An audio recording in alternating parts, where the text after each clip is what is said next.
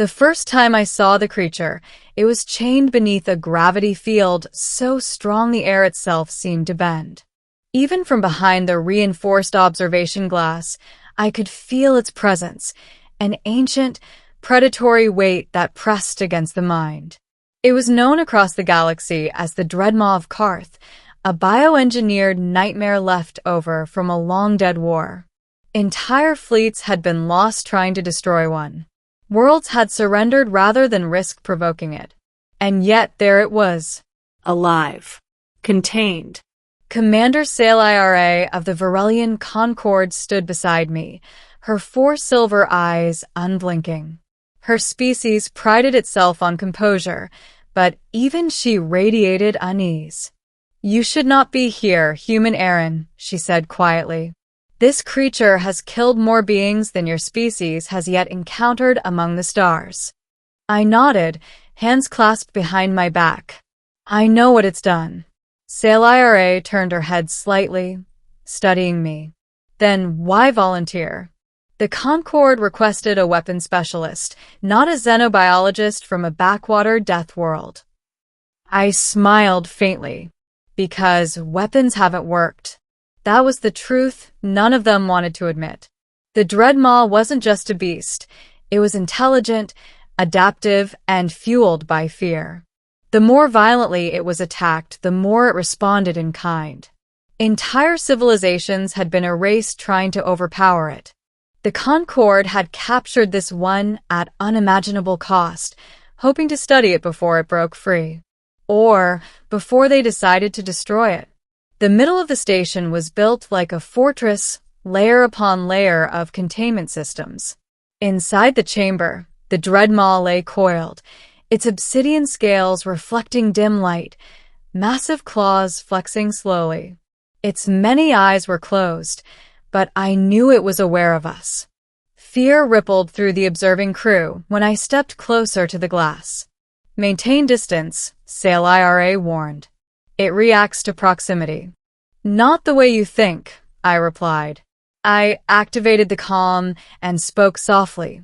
My voice transmitted through vibration emitters rather than sound. The Dreadmaw's eyes opened, slowly, deliberately. Several officers gasped. One reached instinctively for a weapon. "Stand down," Sail-IRA snapped, though even she looked unsettled.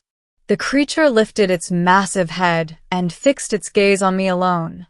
I felt the pressure in my skull intensify, memories surfacing, storms, predators, survival. Earth was a harsh teacher. I sat down on the cold metal floor. Sail-IRA stiffened. "Human, that is." "A sign of non-aggression," I said calmly. "On my world.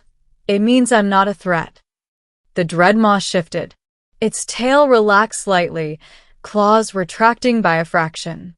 The change was subtle, but unmistakable. Silence filled the chamber. For days, I returned. No weapons. No shields. Just me, the glass, and patience. I spoke not with commands, but with stories.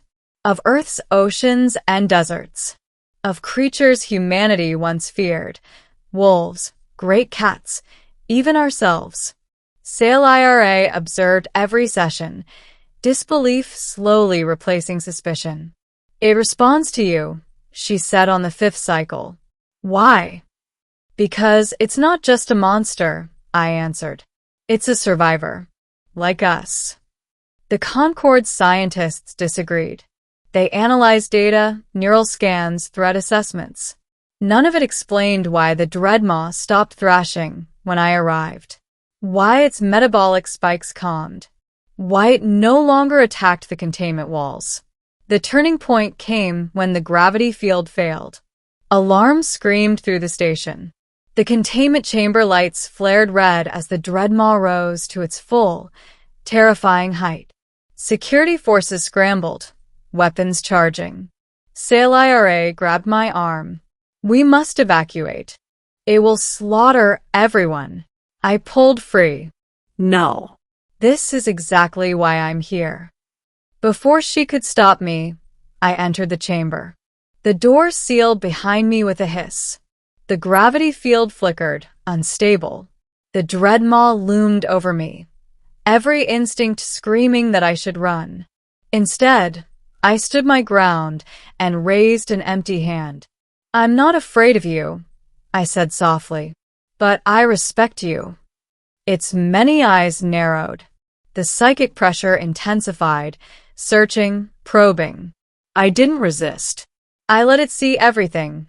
Human history, fear, compassion, the choice to tame rather than destroy. Slowly, impossibly, the creature lowered its head.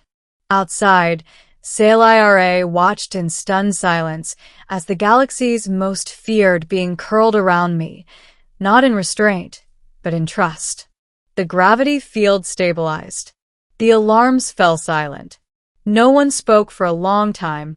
In the aftermath, the Concord changed its plans. The dreadmaw was no longer a weapon or a threat. It was declared a sentient protector under human guidance. SEO-Friendly visited me later. Her composure finally cracked. "You did what entire empires could not," she said. "You tamed it." I shook my head. "No." I listened. She studied me, awe evident in her eyes. "Your species is terrifying." I laughed softly. "We've been told that before." Months later, the dreadmaw traveled with us, a living deterrent against those who ruled through fear. Wherever it appeared, wars ended, without a single shot fired. The galaxy learned something new that day. Humans didn't conquer monsters. We made them allies. And that, more than any weapon, was why the stars would one day belong to us. Years later, when historians would record the moment the balance of the galaxy shifted, they wouldn't mark a battle or a superweapon's ignition. They would mark a quiet image instead, a single human standing beside the dreadmaw as it drifted through open space, unchained and unafraid. Commander SEO-Friendly stood with me on the observation deck of the Joint Human Concord flagship. The creature's immense form glided outside the hull, its presence no longer radiating terror but certainty.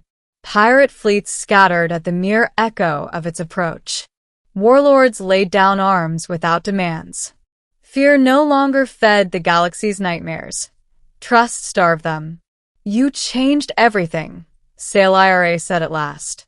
"Not just for the Concord. For all of us."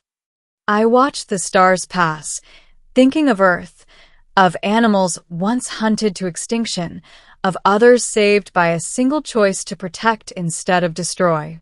"We didn't change the galaxy," I replied. "We just proved something it forgot." She tilted her head. "What is that?" "That even the most feared creature wants the same thing we do," I said quietly. "To be understood and to choose its own future." The dreadmaw turned its gaze toward us, ancient eyes calm, no longer bound by chains or commands. It had chosen humanity, not as masters, not as gods, but as companions. And as our ship jumped to hyperspace, carrying a human and the galaxy's most feared being side by side, one truth became impossible to deny. Humanity's greatest strength was never its weapons. It was its willingness to reach out into the darkness and find a friend.